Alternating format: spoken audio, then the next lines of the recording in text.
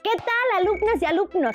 Iniciamos una nueva sesión más de Aprende en Casa, una propuesta para que sigan estudiando en este periodo de aislamiento social, durante el cual tendrán la oportunidad de aprender con la participación de sus familiares y así fortalecer el trabajo colaborativo.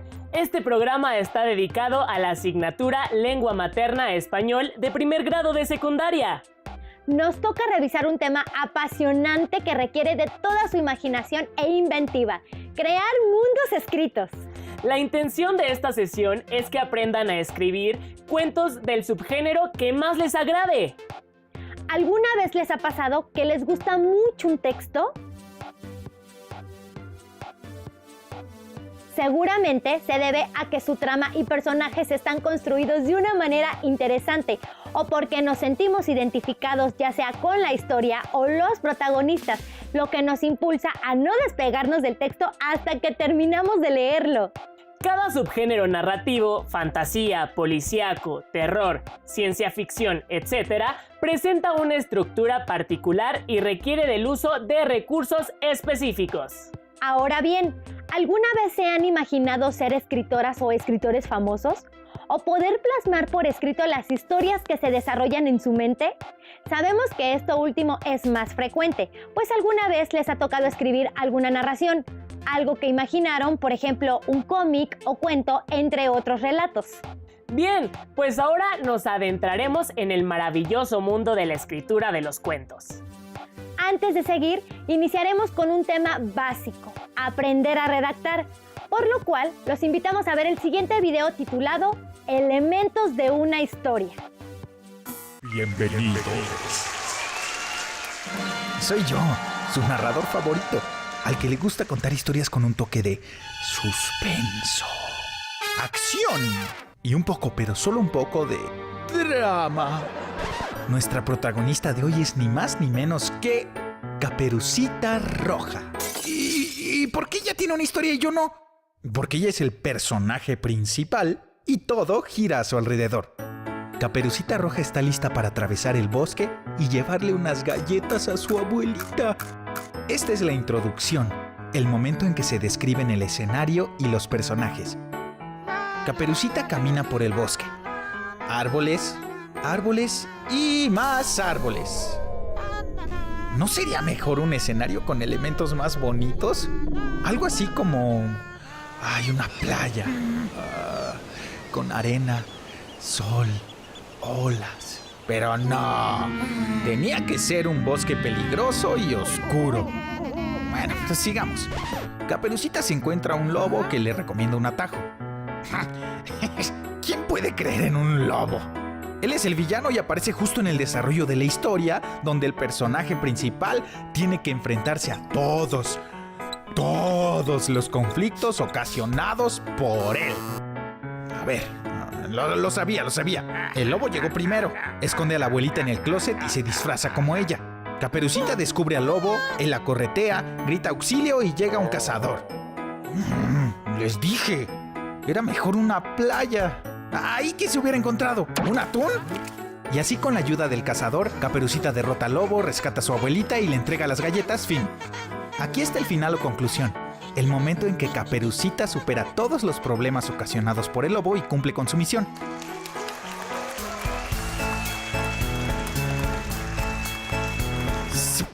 ¿Pero qué pasaría si el protagonista fuera el lobo? ¿O qué tal un dinosaurio? ¿Ya pensaste lo diferente que sería la historia con solo cambiar uno de sus elementos? Esto pasa porque al contar historias, analizamos las causas o consecuencias de lo que sucede. Seguro ya tienen una nueva versión de esta historia en mente. Así que yo voy a hacer la mía. Nos vemos en la próxima.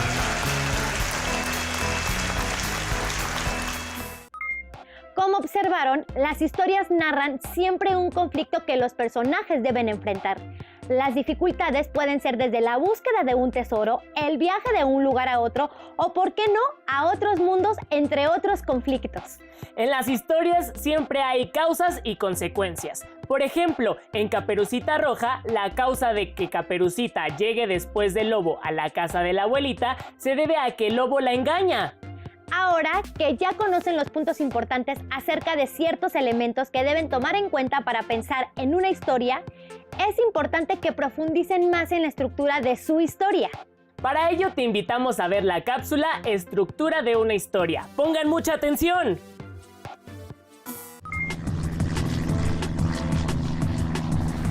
Creían que solo era un juego, pero el avión estaba por despegar. Este podría ser el comienzo de una maravillosa historia. ¿De cuál? De la que estás a punto de crear. Este inicio o introducción define el rumbo que tomará tu historia, los personajes que participarán y los lugares o escenarios que van a visitar. Los personajes pueden ser personas, seres u objetos que transmiten emociones, realizan acciones e interactúan con los elementos de la historia. El escenario es el lugar donde ocurre la historia y te sirve para describir cómo es el paisaje, cuál es el clima y cuáles son los elementos que están presentes. Ya que definiste la introducción, es momento de presentar las acciones que marcarán el desarrollo de la historia. Aquí surgirán los retos que deberán enfrentar los personajes y las decisiones que tomarán para solucionarlos. Y a veces, una mala decisión podría desencadenar más retos a resolver. Para finalizar se necesita un desenlace donde se dice cómo termina la historia y se conoce el aprendizaje que obtuvieron los personajes. Pero espera, esto no es todo. Siempre puedes seguir agregando elementos que te permitan analizar las causas o consecuencias de lo que sucede en tu historia. Por ejemplo, ¿qué o quién crees que estuvo jalando la cuerda todo este tiempo? Retomando el contenido del video, una historia contiene los siguientes elementos. Introducción, la cual plantea el rumbo que tomará la historia. Personajes, que pueden ser personas, seres fantásticos, objetos, etc. Ellos interactúan con los elementos de la historia para transmitir emociones. Escenario. Aquí se describe el lugar y los elementos donde se desarrolla la historia. Desarrollo. Es donde se presentan los retos y acciones de la historia. Desenlace. Nos dice cómo termina la historia y en ocasiones cuál fue el aprendizaje que obtuvieron los personajes. Ya tenemos varios elementos para que puedan armar su historia, pero es importante que veamos otros para redactarla. Por ejemplo, ¿por qué elegimos determinado tema? ¿Cuál es el propósito? ¿A quién irá dirigido? ¿Qué tipo de lenguaje debemos usar? Y otras preguntas que nos ayudarán a aterrizar nuestra historia. Por ello, veremos el siguiente video, Aprendiendo a redactar, que contribuirá a entender más puntos anteriores. ¡Disfrútenlo! Bienvenidos a su programa Cocina de Autor. Hoy en la sección Esta palabra ya se coció, prepararemos una receta muy buena. Hola Pepe, ¿qué haces? Hola, estoy revisando las preguntas de WhatsApp para el programa y hay una receta que nos están solicitando, pero que nunca hemos preparado. ¿Cuál? ¿Cómo escribir un texto? ¡Qué interesante! Parece muy buena. Hagámosla. ¿Dónde está? Aquí la había dejado. Lo encontré. ¡Uy, se ve riquísima! Sí, pero antes de prepararla es importante definir algunas cosas. Primero, ¿por qué queremos cocinar este texto? Puede haber varias razones. Compartir un tema o una historia que nos guste mediante una reseña o comentario. Crear un cuento o redactar una carta para solucionar un problema. Contestar esta pregunta nos ayudará a resolver el segundo punto a definir.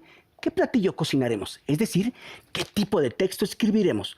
Porque cada tipo de texto tiene una función, características y propósitos distintos. No es lo mismo escribir un ensayo que una reseña, un artículo literario o un texto científico. O preparar un pastel o unas enchiladas. Exacto. El tercer aspecto a definir es saber para quiénes cocinaremos, es decir, a quiénes va dirigido el texto, para tener en cuenta el tipo de lenguaje. Muy bien. ¿Cuáles son los ingredientes? Algunos ya los mencioné, pero son los siguientes. Tema, propósito comunicativo, tipo de texto, público al que va dirigido, lenguaje a utilizar, formal, informal, técnico, etc. Ortografía y redacción. Ahora procederemos a la preparación. 1.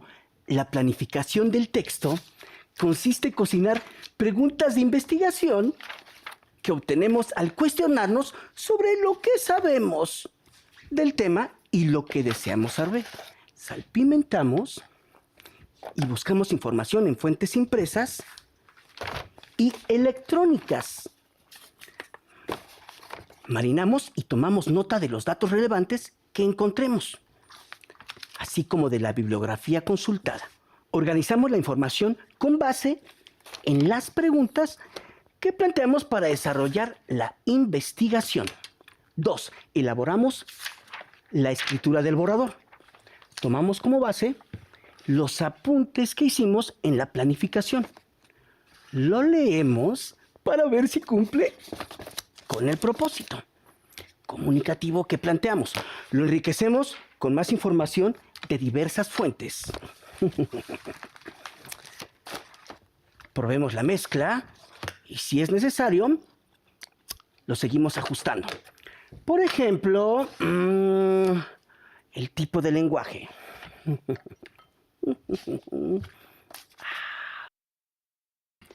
Es importante preparar los recursos visuales que apoyarán el contenido del texto, como imágenes, tablas, esquemas y gráficas, entre otros. 3. Por último, hacemos la revisión y corrección. Debemos revisar y corregir las veces que sean necesarias y poner atención en la coherencia y cohesión de las ideas. La coherencia se relaciona con la forma bien estructurada de los textos, donde las ideas secundarias van llevando gradualmente a la idea principal. La cohesión es la manera en que se enlazan palabras, oraciones y párrafos para comunicar un mensaje de manera comprensible y efectiva. Al hablar como al guisar, su granito de sal. Revisamos de nuevo la ortografía y puntuación. Y cuando nos guste su consistencia, ponemos la mezcla en el horno.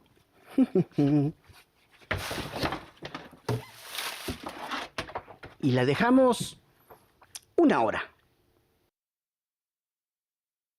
Pasado el tiempo de cocción, tenemos nuestra versión final. Y esta palabra ya se coció. Gracias por acompañarnos en una emisión más de Cocina de Autor. Nos vemos en el próximo programa. Como observaron en el video, la redacción de un buen texto se debe de contar con los siguientes elementos: tema, propósito comunicativo, tipo de texto, público al que va dirigido, lenguaje a utilizar, ortografía y redacción. Tengan esto en mente antes de iniciar la redacción de su texto. Es por eso que les pedimos que vayan eligiendo un tema que sea de su interés. Ahora bien, ya sabemos qué elementos requerimos para crear nuestro texto. Pero lo cierto es que su historia no solo requiere todo eso, además necesita una correcta puntuación, pues esta sirve para que su narración sea entendida. Al escribir adecuadamente, le otorgan al lector una guía para que no se pierda y entienda su texto. ¿Tienen dudas? No se preocupen, ahora los invitamos a ver el último video de esta sesión, la importancia de puntuar un texto, en el cual se explica más a fondo este tema.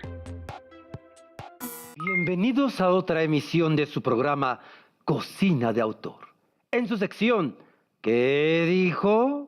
El tema del día de hoy es la importancia de puntuar un texto. ¿Es posible comprender un texto que no tiene puntuación? ¿Qué ocurriría si no usáramos la puntuación en los textos que escribimos? Hoy sabremos las respuestas. Los concursantes del día de hoy son: escritor irlandés, considerado uno de los más grandes del siglo XX.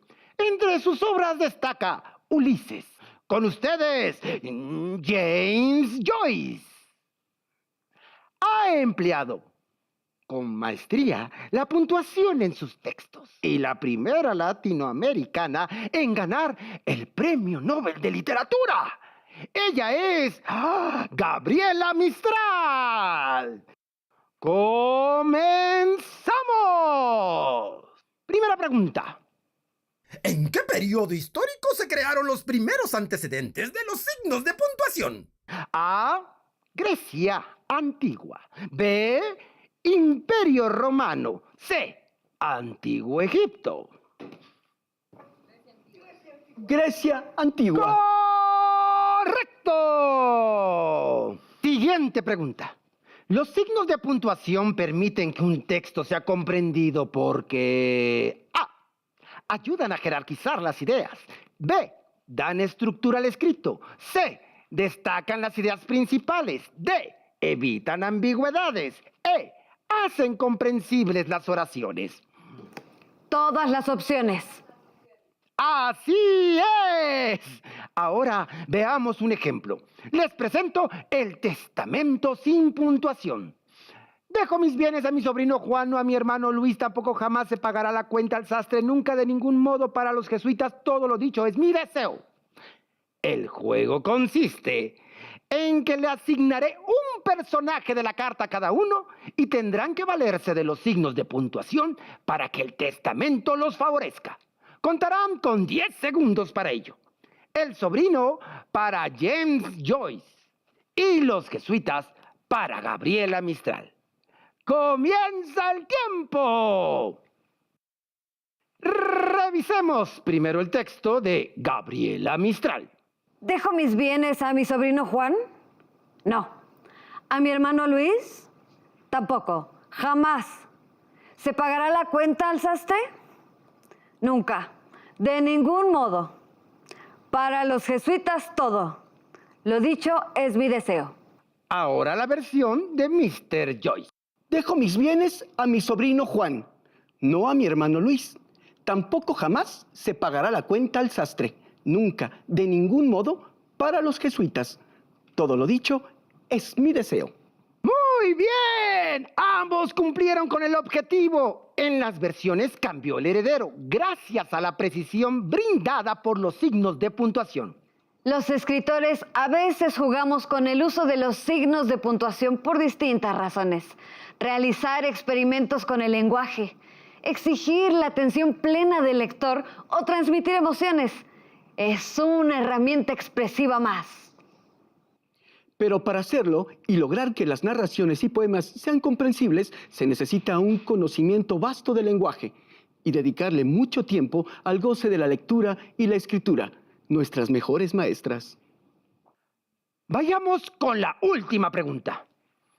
¿De qué monarca se dice que anuló la sentencia de un preso cambiando el lugar de la coma? A. Isabel I. B. Carlos V. C. Luis XIV. Carlos V. ¡Bien contestado! El mensaje decía, perdón imposible que cumpla su condena.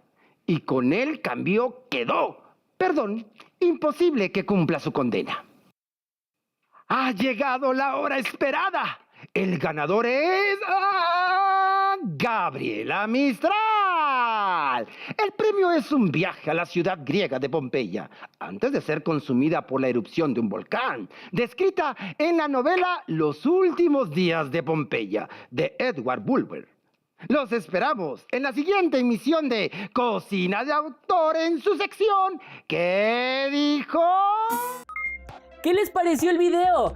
En él se resalta la importancia de emplear una puntuación correcta dentro del texto que planean escribir, ya que los signos de puntuación pueden cambiar el sentido de una idea o ayudarnos a evocar sentimientos o emociones en nuestros lectores. Pueden poner en práctica su puntuación al redactar diversas oraciones siguiendo esas reglas o incluso jugando con las ideas que les surjan. Para reforzar lo que aprendieron, respondan las siguientes preguntas en su carpeta de experiencias. ¿Por qué es importante establecer un conflicto en la narración?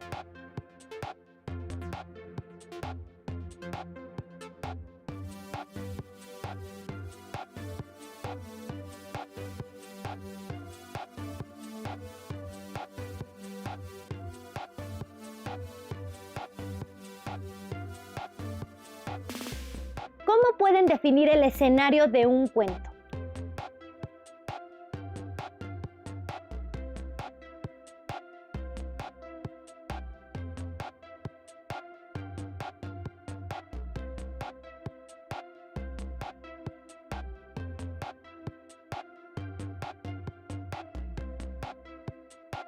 ¿Quiénes pueden ser los personajes?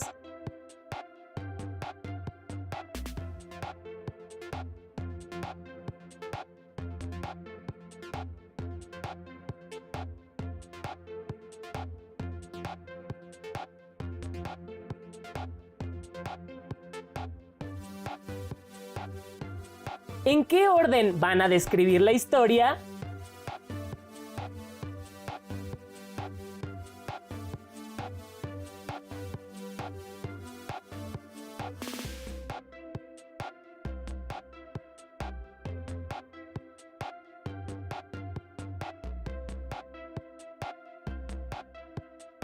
¿Qué eventos son los más importantes en su historia?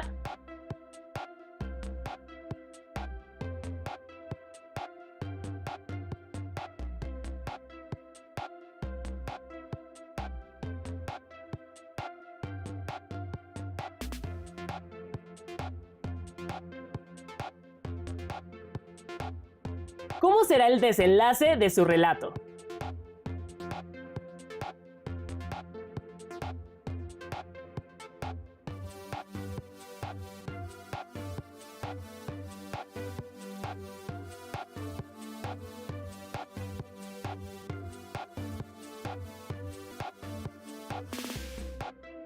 Con ayuda de estas preguntas, los invitamos a desarrollar su primer borrador de un cuento breve.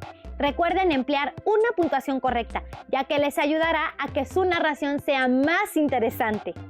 Pueden compartir el cuento con sus familiares o pedirles sugerencias antes de guardarlo en su carpeta de experiencias. Cuando regresen a la escuela, no olviden compartir su historia con sus compañeros, compañeras y docente y pedirles que les digan qué opinan de su escrito.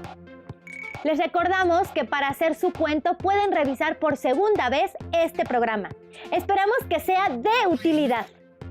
Antes de despedirnos, les sugerimos que no se pierdan la siguiente sesión de Aprende en Casa.